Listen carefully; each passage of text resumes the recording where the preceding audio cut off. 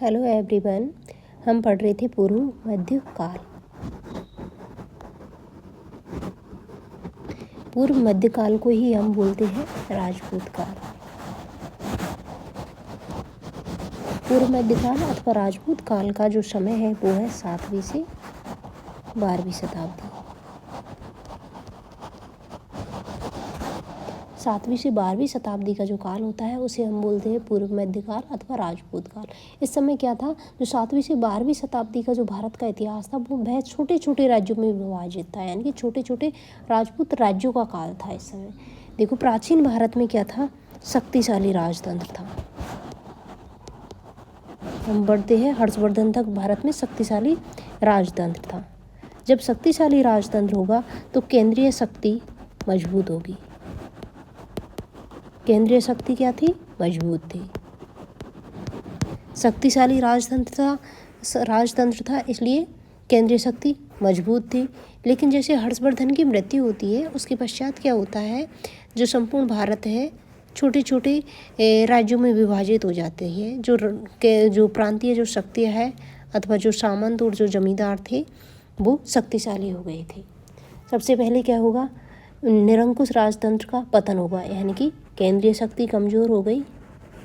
केंद्रीय शक्ति जैसे ही कमज़ोर हुई है, परिणाम स्वरूप प्रांतीय या फिर क्षेत्रीय शक्ति मजबूत हुई है। प्रांतीय और क्षेत्रीय शक्ति जैसे मजबूत होगी, जो प्रांतीय जो शासक थे उन्होंने स्वयं को क्या किया है, स्वतंत्र घोषित, स्वयं को स्वतंत्र घोषित कर दिया है। जैसे जैसे इन्होंने स्वयं को स्वतंत्र घोषित किया है, परिणाम स्वरूप क्या हुआ है, भारत में छोटे छोटे राज्यों का उदय हुआ है। छोटे छोटे राज्यों का उदय हुआ और इन राज्यों पर शासन करने वाले जो राजा थे, जो शासक थे, वो थे राजपूत।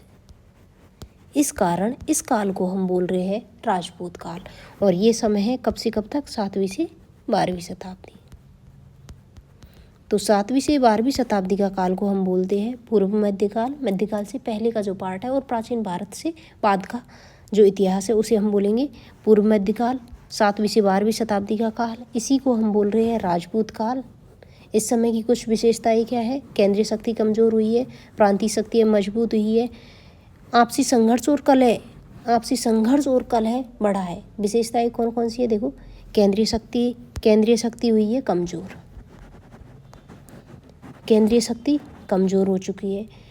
जैसे ही केंद्रीय शक्ति कमज़ोर होगी, विदेशी आक्रमण बढ़े हैं भारत पर। विदेशी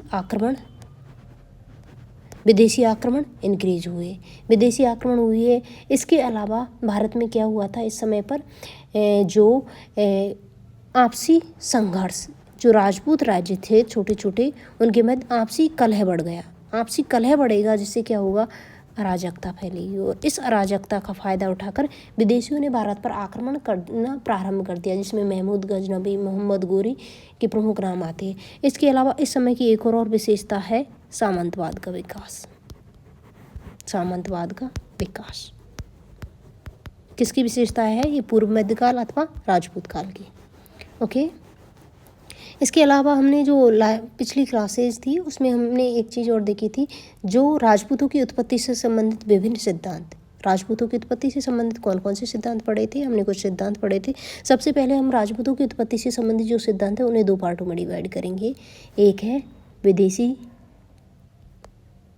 उत्पत्ति से संबंधित सिद्धांत और दूसरे है स्वदेशी उत्पत्ति से सिद्धांत। स्वदेशी उत्पत्ति को बोलेंगे हम देशी उत्पत्ति, स्वदेशी उत्पत्ति अथवा स्थानीय उत्पत्ति से संबंधित सिद्धांत। सबसे पहले राजपूतों की उत्पत्ति से संबंधित सिद्धांत को 2 पार्टों में डिवाइड करेंगे, स्वदेशी और विदेशी। देखो, विदेशी मत देने वाले अधिकांश जो इतिहासकार थे वो विदेशी ही थे, जिनमें है colonel James Tod, Vincent Smith, William Crooke के अलावा है भंडारकर के अलावा है कैंपबेल, जैक्सन। ये है कि राजपूतों की उत्पत्ति किससे हुई है। इन्होंने क्या बताया है कि राजपूतों की उत्पत्ति विदेशी जातियों से हुई है, जिनमें टॉड का मानना था कि राजपूतों की उत्पत्ति हुई है शकों से उत्पत्ति हुई है। किसका मानना था, कर्नल जेम्स टोड का। कनिंघम का मानना था कि राजपूतों की उत्पत्ति हुई है यूची जाति से उत्पत्ति हुई है कुषाणों की, और कुषाणों से उत्पत्ति हुई है किसकी? राजपूतों की। किसका मानना था? स्मिथ का।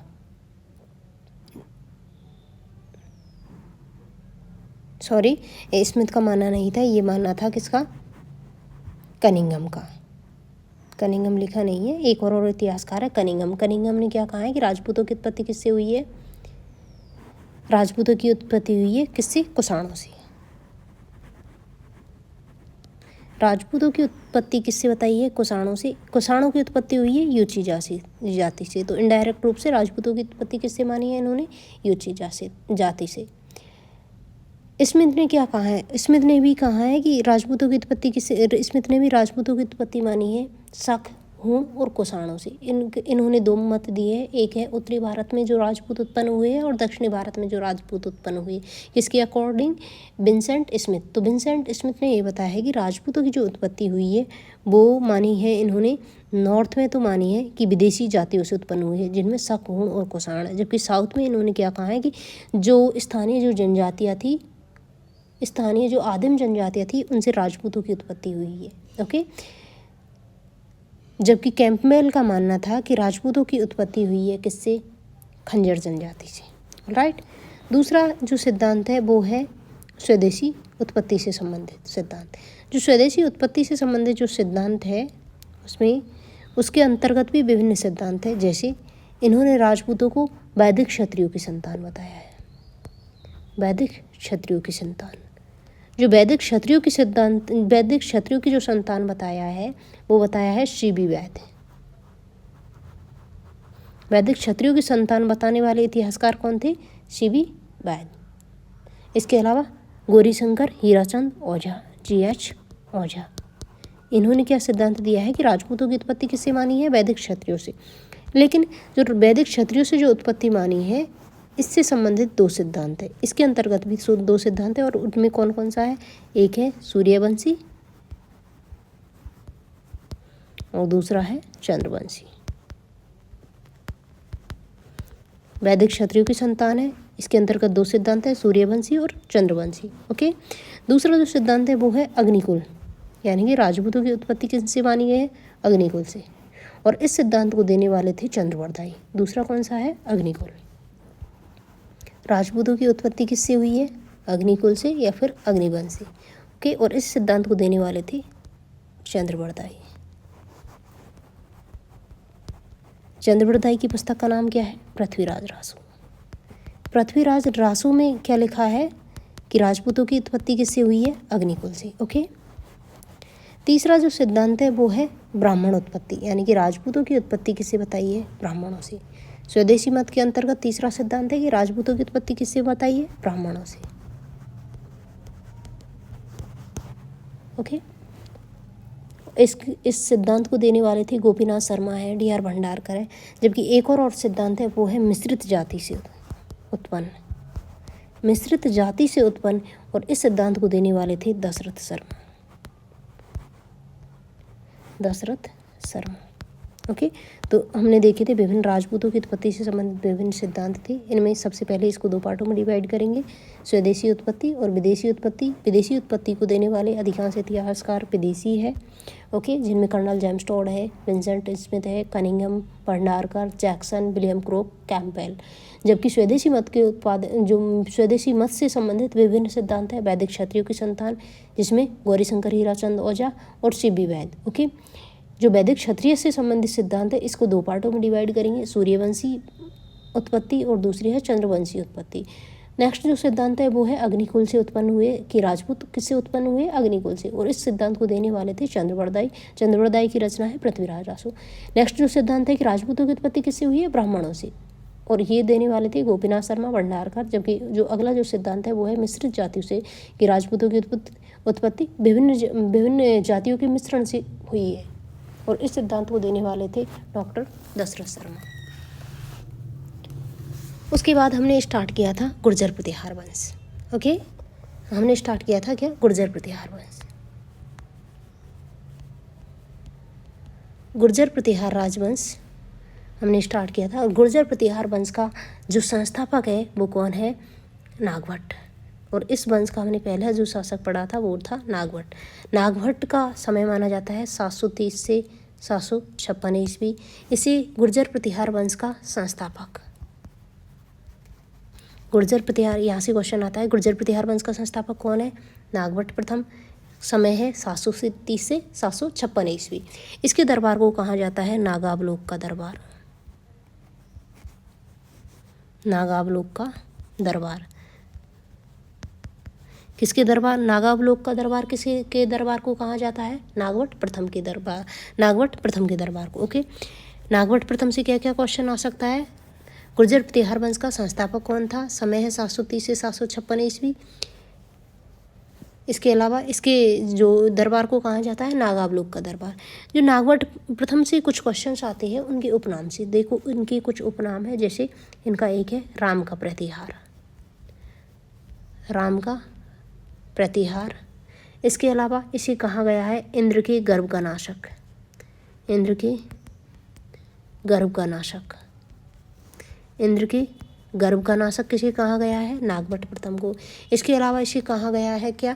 मेघनाथ युद्ध के प्रतिरोधक, मेघनाथ के युद्ध का प्रतिरोधक किसे कहा गया है? नागभट्ट प्रथम को।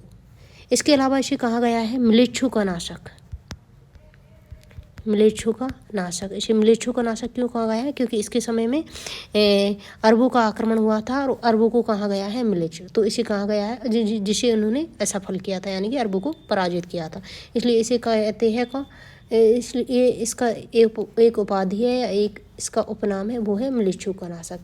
इसके अलावा इनका एक और नाम है नारायण का रूप, नारायण का अवतार, नारायण रूप। किसकी उपाधि है या किसका उपनाम है? नागभट्ट प्रथम का। देखो नागभट्ट प्रथम की कौन कौन से उपनाम है? राम का प्रतिहार, इंद्र के गर्भ का नाशक, मेघनाथ के युद्ध का प्रतिरोधक और म्लेच्छु का नाशक, जो कि हमें हंसोट अभिलेख से प्राप्त होता है। और इसके अलावा है नारायण का अवतार या फिर नारायण रूप। इसके समय की एक और घटना है, वो घटना क्या है कि जो नागभट्ट प्रथम है उसे पराजित किया था राष्ट्रकूट शासक है दंती दुर्ग, यानी कि नागभट्ट प्रथम को पराजित किया है किसने? राष्ट्रकूट शासक है दंती दुर्ग। दंती दुर्ग ने क्या किया है? किसे पराजित किया है? नागभट्ट प्रथम को। नागभट्ट फर्स्ट को पराजित किया है किसने? दंती दुर्ग ने। इसे पराजित करने के पश्चात दंती दुर्ग ने एक यज्ञ करवाया है हिरण्यगर्भ। हिरण्यगर्भ यज्ञ किसने करवाया है? दंती दुर्ग ने। इस यज्ञ में द्वारपाल के रूप में किसे नियुक्त किया है? नागभट्ट को। ओके, होता क्या है? दंती दुर्ग जो कि एक राष्ट्रकूट शासक है, उन्होंने नागभट्ट फर्स्ट को पराजित किया है। पराजित करने के पश्चात इन्होंने एक हिरण्यगर्भ नाम का एक यज्ञ करवाया है। उस यज्ञ में द्वारपाल के रूप में किससे कार्य करवाया है? नागभट्ट प्रथम से। और इसकी हमें जानकारी प्राप्त होती है संजन ताम्रलेख, समानगढ़ अभिलेख और एलौरा लेख से। ये है कौन? नागभट्ट प्रथम। इसके अलावा हमने जो नेक्स्ट जो शासक पढ़ा है वो है वत्सराज। वत्सराज का समय है 775 से 80 ईस्वी। नेक्स्ट जो शासक पढ़ा था वो कौन था? वत्सराज। देखो वत्सराज जो नागभट्ट प्रथम के बाद कोक्कुक शासक बनता है, कोक्कुक के बाद नेक्स्ट शासक बनता है देवराज, और देवराज का जो उत्तराधिकारी है वो है कौन? वत्सराज। लेकिन नेक्स्ट जो शक्तिशाली शासक है वो कौन है? वत्सराज।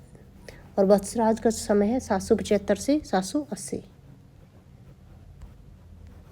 775 से 80 ईस्वी।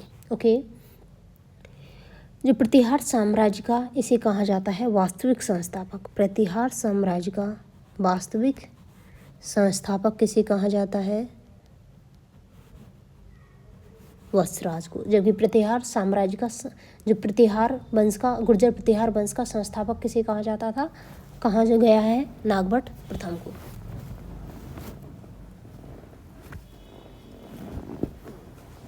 इसके अलावा इसके समय की प्रमुख घटना है त्रिपक्षीय संघर्ष का प्रारंभ। त्रिपक्षीय संघर्ष का प्रारंभ।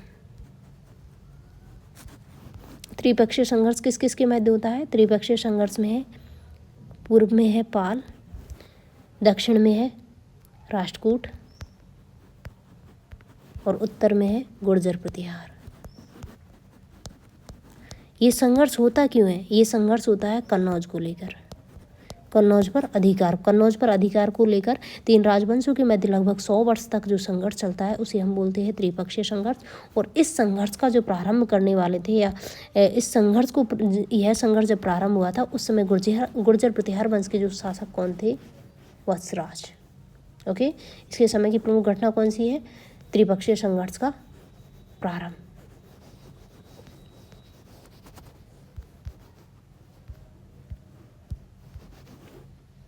नेक्स्ट जो इसके समय की जो घटना है, इन्होंने क्या किया था? वत्सराज के समय जो त्रिपक्षीय संघर्ष प्रारंभ हुआ था उसमें क्या हुआ था? इन्होंने जो कन्नौज का जो शासक है वो है इंद्रायुध, कन्नौज का शासक था इंद्रायुध, इसे पराजित किया है। और पराजित करने के पश्चात कन्नौज का शासक है कौन है? इंद्रायुध, इसे पराजित किया है किसने? वत्सराज ने। ओके,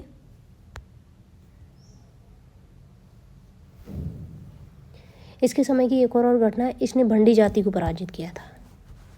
किसको पराजित किया है? भंडी जाति को। भंडी जाति को पराजित किया है। त्रिपक्षीय संघर्ष का प्रारंभ इसके समय हुआ है।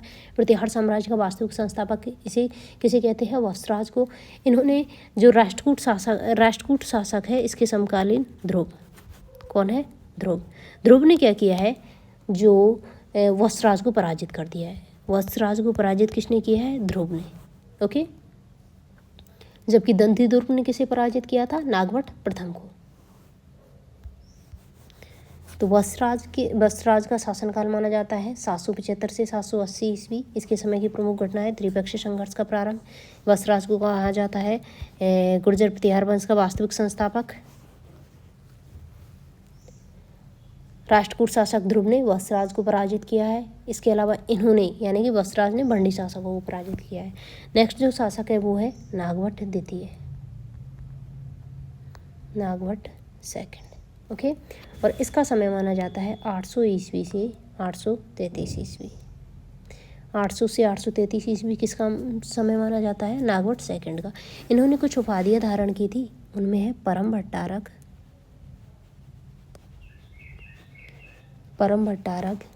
महाराजाधिराज, परम भट्टारक, महाराजाधिराज तथा परमेश्वर। किसकी उपाधियां है? नागवट द्वितीय की। इसके दरबार को भी क्या कहा जाता है? नागावलोक का दरबार।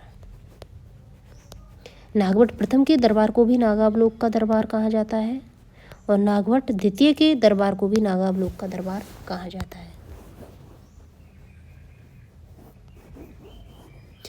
देखो, इसके समय की प्रमुख घटनाएं, इन्होंने क्या किया है? मुंगेर युद्ध में पराजित किया था किसे? पाल शासक है धर्मपाल को। इसके समय की जो त्रिपक्षीय संघर्ष में इस समय क्या हुआ था? इसके समय में इन्होंने पाल शासक था धर्मपाल और उसे पराजित किया है इन्होंने मुंगेर युद्ध में। मुंगेर युद्ध हुआ है जिसमें पराजित किया है किसको? पाल शासक धर्मपाल को।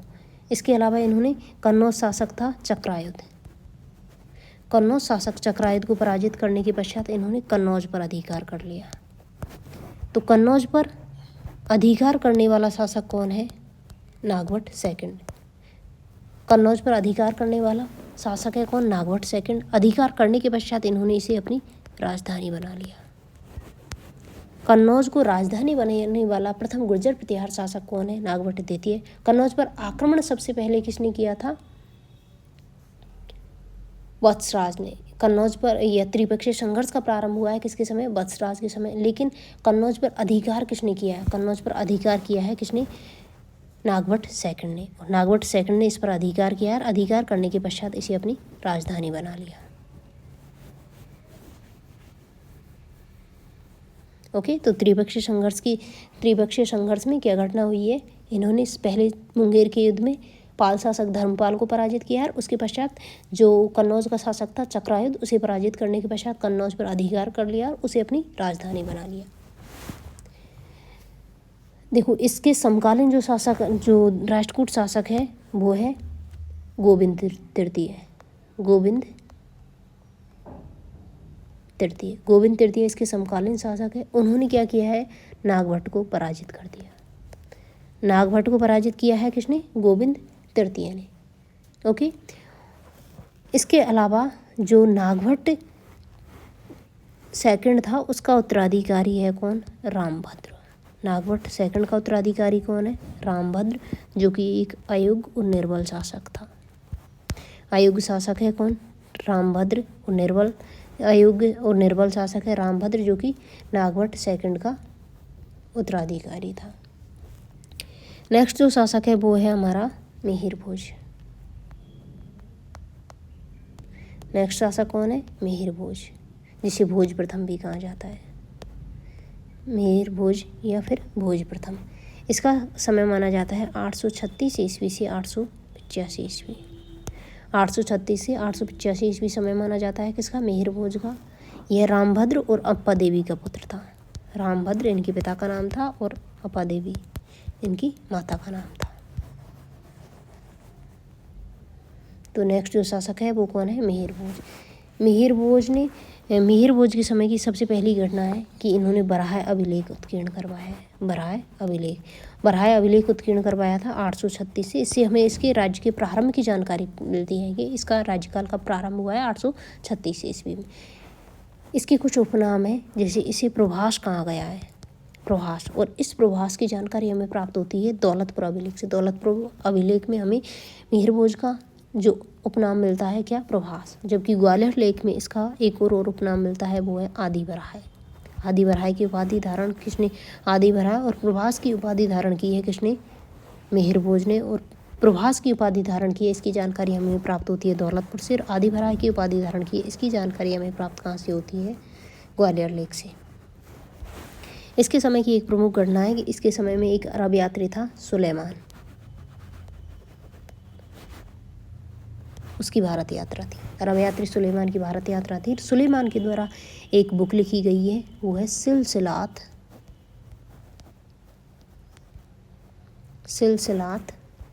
उत तवारीख या फिर तारीख। सिलसिलात उत तारीख किसकी बुक है, सुलेमान की, जिसने यात्रा की है किसके समय, मिहिर भोज के समय। ये प्रथम अरब यात्री था जिन्होंने भारत पर कुछ लिखा है। ओके, मिहिर भोज के समय की एक और प्रमुख घटना है कि इनके समय में जो सिक्के चलाए गए थे, चांदी के सिक्के चलाए गए थे, उन्हें क्या कहा गया है, द्रम। चांदी के जो सिक्के चलाए गए थे उन्हें क्या कहा गया है, द्रम। और इनके द्वारा चांदी व तांबे के मिश्रित सिक्के चलाए गए, और जो मिश्रित सिक्के चलाए गए थे उन्हें कहा गया है श्री मदादी बराह। तो सीधी श्री मदादी बराह यानी कि आदि बराह की उपाधि भी धारण की है। उन्हें क्या कहा गया है, मिश्रित जो सिक्के थे उन्हें कहा गया था श्री मदादी बराह, यानी कि इन पर ये उत्कीर्ण था। इसके समकालीन जो राष्ट्रकूट शासक थे, 3 शासक थे। एक है अमोघवर्ष, दूसरा शासक था कृष्ण सेकंड, और तीसरा शासक था ध्रुव द्वितीय। देखो होता क्या है, जो अमोघवर्ष और कृष्ण द्वितीय है इन्हें पराजित किया है किसने, मिहिर भोज ने। मिहिर भोज ने किन किन को पराजित किया है, अमोघवर्ष और कृष्ण द्वितीय को। लेकिन जो ध्रुव द्वितीय ने मिहिर भोज को पराजित कर दिया था। ध्रुव द्वितीय को पराजित किया है किसने, ध्रुव द्वितीय ने किसको पराजित किया है, मिहिर भोज को। लेकिन इससे पहले के जो 2 शासक थे अमोघवर्ष और कृष्ण द्वितीय, उन्हें पराजित किया है किसने, मिहिर भोज ने। तो मिहिर भोज में हमने क्या क्या देखा है, मिहिर भोज में हमने पढ़ा है कि इसने सबसे पहले अपने राज्य शासनकाल में सबसे पहले बराह अभिलेख उत्कीर्ण करवाया है 836 से, जिससे हमें इसके शासनकाल के प्रारंभ की जानकारी मिलती है। दौलतपुर अभिलेख में इसे प्रभास कहा गया है, जबकि ग्वालियर लेख में इसे क्या कहा गया है, आदि बराह। इसके समय अरब यात्री था सुलेमान, उन्होंने यात्रा की है, और इनके द्वारा एक बुक लिखी गई है 850-51 ईस्वी में, और उसका नाम है सिलसिलात उत तारीख। प्रथम अरबी यात्री था जिन्होंने भारत पर लेखन किया था। इनके द्वारा चांदी के सिक्के चलाए गए जिन्हें क्या कहा गया है, द्रम। और इनके द्वारा चांदी और तांबे के जो मिश्रित सिक्के चलाए गए थे उन्हें कहा गया है श्री मदादी बराह। इसके समकालीन राष्ट्रकूट शासक 3 हैं, कौन कौन, अमोघवर्ष, कृष्ण द्वितीय और ध्रुव सेकंड। ओके, तो अमोघवर्ष और कृष्ण द्वितीय इन्होंने क्या किया, इन दोनों को पराजित किया है, लेकिन जो ध्रुव द्वितीय था उन्होंने मिहिर भोज को पराजित किया गया था। इसके समय पर इनका पालों के साथ भी संघर्ष हुआ है। कौन? पाल। त्रिपक्षीय संघर्ष की एक पार्ट है कौन? पाल शासक। इन्होंने समकालीन शासक है देवपाल और विग्रहपाल। इसके समकालीन जो पाल शासक है वो कौन है? एक है देवपाल और दूसरा है विग्रहपाल। देखो इसके जो इससे संबंधित हमें जो जानकारी प्राप्त हुई है उसके अकॉर्डिंग ये है कि जो पाल शासक है वो स्वयं को विजेता बताते हैं, जबकि जो गुर्जर प्रतिहार शासक है वो स्वयं को विजेता बताते हैं। यानी कि मिहिर भोज और गुर्जर प्रतिहार और पालों के मध्य मिहिर भोज के समय जो संघर्ष हुआ है उसमें शासक या फिर जो राजवंश है वो स्वयं को विजेता बताते हैं। तो इसका कोई कंक्लूजन नहीं है। नेक्स्ट जो शासक है मिहिर भोज के पश्चात जो नेक्स्ट जो शासक है वो है महेंद्रपाल। नेक्स्ट शासक कौन है? महेंद्रपाल। नेक्स्ट शासक कौन है? महेंद्रपाल। महेंद्रपाल का काल है 885 से 910 ईस्वी। 885 से 910 ईस्वी किसका शासनकाल माना जाता है? महेंद्रपाल का। एक इतिहासकार है BN पाठक। BN पाठक की बुक है कौन सी? उत्तरी भारत का राजनीतिक इतिहास। और इसमें इन्होंने महेंद्रपाल को क्या कहा है? हिंदू भारत का अंतिम महान हिंदू सम्राट। किसे कहा है? महेंद्रपाल को। किसने कहा है? BN पाठक में। किसने कहा है? उत्तरी भारत का राजनीतिक इतिहास। उत्तरी भारत का राजनीतिक इतिहास BN पाठक की पुस्तक है और जिसमें उसने महेंद्रपाल प्रथम को क्या कहा है? हिंदू भारत का अंतिम महान हिंदू सम्राट। यानी कि भारत का अंतिम महान हिंदू सम्राट किसने कहा है? BN पाठक ने। किसको कहा है? महेंद्रपाल को। इनकी बुक का नाम क्या था? उत्तरी भारत का राजनीतिक इतिहास। देखो महेंद्रपाल के समय की प्रमुख घटना है, महेंद्रपाल का एक दरबारी कवि है और वो है राजशेखर। कौन है? राजशेखर, जो कि इनका गुरु भी था और इनका दरबारी कवि था। इनके काल में इनके द्वारा कई बुक्स लिखी गई है, वहाँ से क्वेश्चन आते हैं। जैसे एक है कर्पूर मंजरी। कर्पूर मंजरी जो कि प्राकृत भाषा में लिखी गई है। दूसरी है काव्य मीमांसा। कर्पूर मंजरी, काव्य मीमांसा जो कि अलंकार शास्त्र का ग्रंथ है जिसमें 18 अधिकरण है। नेक्स्ट है विद्याशाल भंजिका।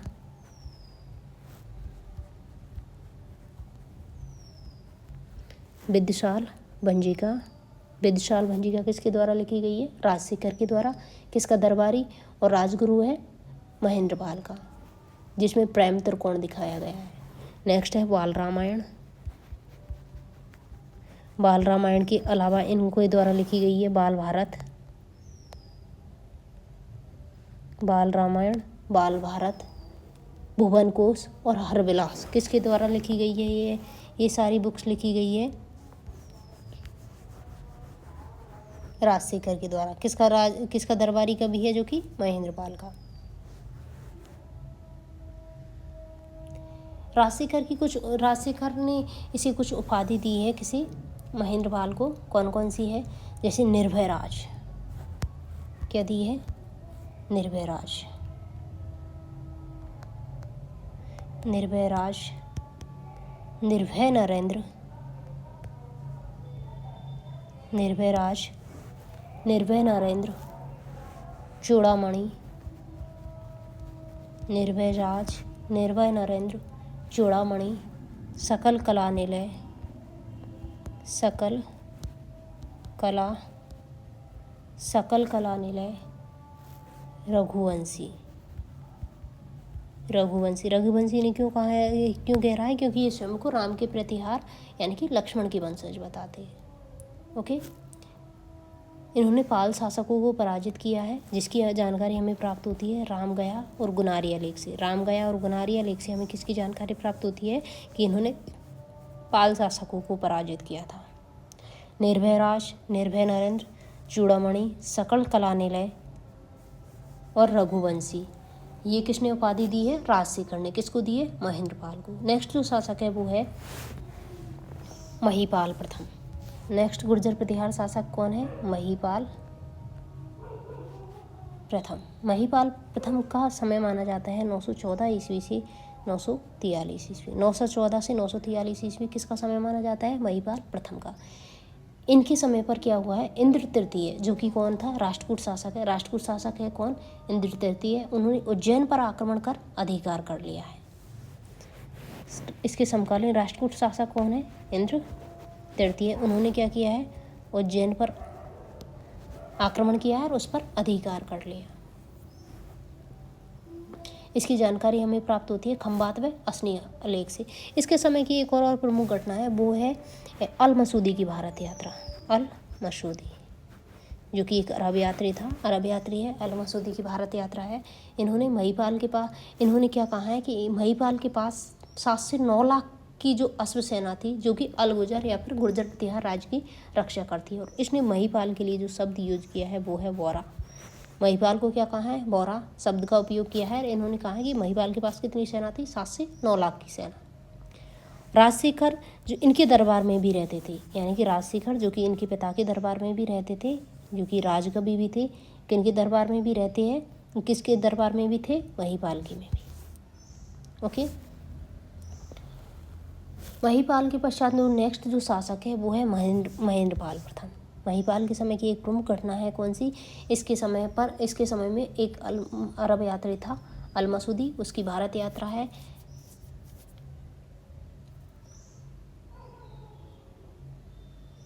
अल मसूदी की भारत यात्रा है। ओके। इसके अलावा इंद्र तृतीय ने क्या किया है? कन्नौज पर आक्रमण किया है। कन्नौज पर आक्रमण कर कन्नौज पर नहीं है, उज्जैन पर आक्रमण किया है। किस पर किया है? उज्जैन पर। उज्जैन कहाँ पड़ता है? एमपी में। उस पर आक्रमण किया है और आक्रमण करके उस पर अधिकार कर लिया था। इसके समय की अल मसूदी की भारत यात्रा है। और अल मसूदी ने महिपाल के लिए जो शब्द यूज किया है वो है बोरा शब्द। और राजशेखर इनके दरबार में भी राजकवि थे। नेक्स्ट जो शासक है वो है हमारा महेंद्रपाल द्वितीय। महेंद्रपाल द्वितीय का समय माना जाता है 945 से 48 ईस्वी। 945 से 48 ईस्वी किसका समय माना जाता है? महेंद्रपाल द्वितीय। इसके समय पे क्या हुआ था? इसके समय में जो गुर्जर प्रतिहार राजवंश था, उसमें से चंदेल, परमार और चेदी वंश के जो शासक थे वो स्वतंत्र हो गए। यानी कि इसके समय में, महेंद्रपाल के समय में जो गुर्जर प्रतिहार राजवंश था उसका पतन होना प्रारंभ हो गया। महेंद्रपाल के समय चंदेल राजवंश, परमार राजवंश और चेदी वंश के जो शासक थे उन्होंने स्वतंत्रता घोषित कर दी। महेंद्रपाल द्वितीय के पश्चात जो नेक्स्ट जो शासक होते हैं वो है देवपाल। महेंद्रपाल के बाद कौन शासक होता है? महेंद्रपाल के बाद शासक होता है देवपाल। देवपाल के पश्चात जो नेक्स्ट शासक है वो है विनयपाल। विनयपाल के बाद जो नेक्स्ट शासक है वो है महिपाल सेकंड। महिपाल द्वितीय। महिपाल द्वितीय के पश्चात शासक बनता है विजयपाल।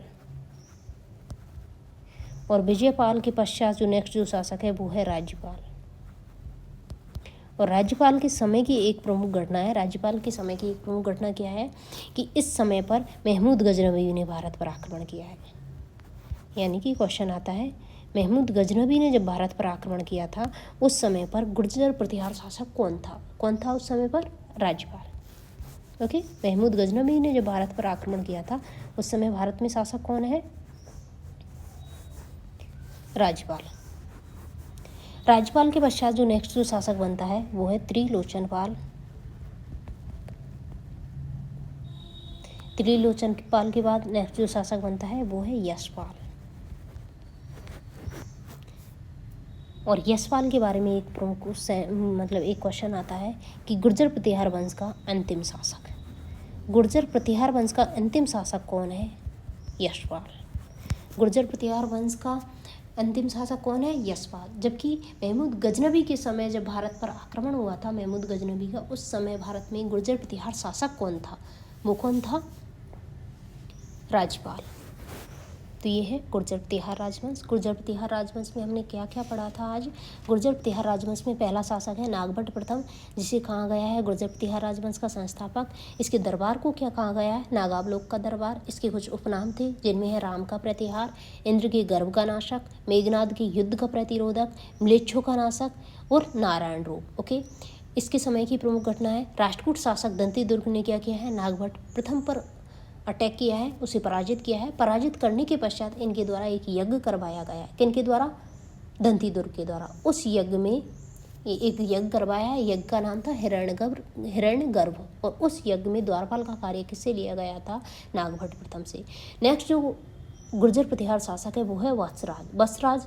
इस वत्सराज को कहा गया है गुर्जर प्रतिहार वंश का वास्तविक संस्थापक। इसके समय की प्रमुख घटना है, त्रिपक्षीय संघर्ष का प्रारंभ हुआ, और त्रिपक्षीय संघर्ष में इन्होंने क्या किया है, वत्सराज ने जो कन्नौज का जो शासक था इंद्रायुध, उसे पराजित किया था। इसके अलावा इन्होंने भंडी शासकों को पराजित किया था। राष्ट्रकूट शासक है ध्रुव इस समय, और ध्रुव ने क्या किया है, वत्सराज को पराजित किया है। इसके अलावा इन्होंने गोंड प्रदेश पर विजय प्राप्त की। ये घटना है किसकी, वत्सराज की। वत्सराज के बाद नेक्स्ट जो इम्पोर्टेंट शासक है वो है नागभट्ट द्वितीय, और नागभट्ट द्वितीय का जो समय माना जाता है वो है 800 ईस्वी से 833 ईस्वी। इनके द्वारा उपाधि धारण की गई है परम भट्टारक, महाराजा धीराज तथा परमेश्वर। किसके द्वारा उपाधि धारण की गई है, नागभट्ट द्वितीय, और इसकी जानकारी हमें प्राप्त होती है बुजकला अभिलेख, 815 ईस्वी का है। इनके समय की प्रमुख घटनाएं, इन्होंने मुंगेर युद्ध में किसे पराजित किया है, धर्मपाल को, और उसके बाद इन्होंने कन्नौज शासक था चक्रायुध, उसे पराजित किया है, कन्नौज पर अधिकार किया है। कन्नौज पर अधिकार करने के पश्चात इन्होंने कन्नौज को अपनी राजधानी बना लिया। इन्होंने गोविंद तृतीय, जो इसके समकालीन जो राष्ट्रकूट शासक है वो है गोविंद तृतीय, और गोविंद तृतीय ने नागभट्ट को पराजित किया है। इसके दरबार को भी नागावलोक का दरबार कहा जाता है, जबकि नागभट्ट प्रथम के दरबार को भी नागावलोक का दरबार कहा जाता है। ध्यान रखना, नागभट्ट प्रथम और नागभट्ट द्वितीय के दरबार को क्या कहा जाता है, नागावलोक का दरबार। इसका उत्तराधिकारी होता है रामभद्र, जो कि एक निर्बल शासक है। और जो नागभट्ट द्वितीय है उन्होंने क्या किया है, गंगा यमुना के संगम पर जल समाधि ली है, और उसके द्वारा इन्होंने अपने प्राण त्याग किए। उसकी जानकारी हमें कहाँ से प्राप्त होती है, प्रभावक चरित, ओके, जो कि एक जैन ग्रंथ है। नेक्स्ट जो शासक है वो है मिहिर भोज, जिसे हम भोज प्रथम के नाम से भी जानते हैं। इसका समय है 836 से 885 ईस्वी। यह रामभद्र और अपादेवी का पुत्र है। कन्नौज में इनके द्वारा एक बराह अभिलेख उत्कीर्ण करवाया है, और जो बराह अभिलेख है वो है 836 ईस्वी का, ओके, 836 ईस्वी, जिससे हमें जानकारी प्राप्त होती है कि मिहिर भोज या फिर भोज प्रथम का राज्यकाल प्रारंभ हुआ है 836 ईस्वी से। इनके कुछ उपनाम है, जैसे प्रभास और आदि बराह। प्रभास उपनाम की जानकारी हमें प्राप्त होती है दौलतपुर अभिलेख से, जबकि आदि बराह उपनाम की हमें जानकारी प्राप्त होती है ग्वालियर लेख से। इसके समय एक अरब यात्री आया है और वो है सुलेमान। इनके द्वारा एक बुक लिखी गई है सिलसिलात और तारीख, जो कि भारत से संबंधित है, और भारत से संबंधित अरबी प्रथम अरबी था जिन्होंने भारत से संबंधित पुस्तक लिखी है। इनके द्वारा चांदी के सिक्के चलाए गए, जिन्हें द्रह्म कहा गया है, और चांदी और तांबे के जो मिश्रित सिक्के चलाए गए हैं उन्हें कहा गया है श्रीमदादि बराह है, ओके। इसके समकालीन राष्ट्रकूट शासक 3 है, अमोघवर्ष, कृष्ण द्वितीय और ध्रुव द्वितीय। अमोघवर्ष और कृष्ण द्वितीय को इन्होंने पराजित किया है, लेकिन ध्रुव द्वितीय ने मिहिर भोज को पराजित किया है। इनके समय पालों के साथ संघर्ष होता है। समकालीन 2 पाल शासक है, देवपाल और विग्रहपाल। जो पाल शासक है वो कहते हैं कि हमारी विजय हुई है, जबकि जो गुर्जर प्रतिहार शासक है वो कहते हैं कि हमारी विजय हुई है, ओके। दोनों राजवंश अपनी अपनी विजय का उल्लेख करते हैं, ऑलराइट। इसके बाद जो नेक्स्ट जो शासक है वो है महेंद्रपाल, और महेंद्रपाल का शासनकाल है 885 से 910 ईस्वी। BN पाठक के द्वारा एक इतिहासकार है, उसके द्वारा एक पुस्तक लिखी गई है उत्तरी भारत का राजनीतिक इतिहास। उस पुस्तक में इन्होंने क्या कहा है कि महेंद्रपाल प्रथम हिंदू भारत का अंतिम महान हिंदू सम्राट है, ओके। इसके अलावा महेंद्रपाल के समय की प्रमुख घटना है, इसका एक राज दरबारी होता है, राजकवि होता है, जो इनका गुरु भी था, वो है राजशेखर। और इनके द्वारा जो बुक लिखी गई है वहाँ से क्वेश्चंस पूछे जाते हैं। राजशेखर के द्वारा कौन कौन सी बुक लिखी गई है, कर्पूर मंजरी प्राकृत भाषा में, काव्य मीमांसा है जो कि अलंकार शास्त्र का ग्रंथ है। इसके अलावा है विद्यासाल भंजिका के अलावा बाल रामायण, बाल भारत, भुवन कोश और हरविलास। ये पुस्तक किसके द्वारा लिखी गई है, ये ग्रंथ किनके द्वारा लिखी गई है, जो गुरु व राजकवि थे, किसके